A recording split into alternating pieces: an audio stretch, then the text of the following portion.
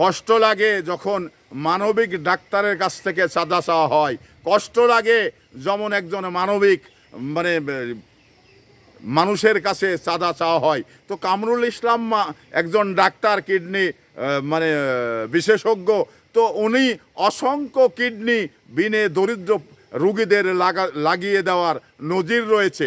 তো এই মানুষের কাছে যখন চাঁদা চাতে যাওয়া হয়, যখন চাঁদা চান, তখন কিন্তু সারা বাংলাদেশের মানুষ ঐক্যবদ্ধ হন, সারা বাংলাদেশের মানুষ এ নিয়ে সমালোচনা করেন।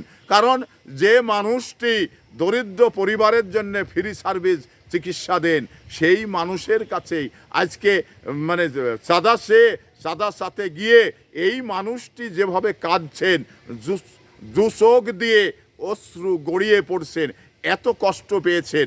তো এই সমস্ত কামরুল ইসলামের মতো ডাক্তার যদি বাংলাদেশ থেকে মানে বাইরে চলে যান, তাহলে এই বাংলাদেশের চিকিৎসার ব্যাহত হবেন, চিকিৎসা মানে থেকে মানুষ বঞ্চিত হবেন। তো এই সমস্ত কামরুল ইসলাম ভাইয়ের কাছে যারা চাঁদা চেয়েছেন, তাদের বিচার এই বাংলার মাটিতে দ্রুত করতে হবে।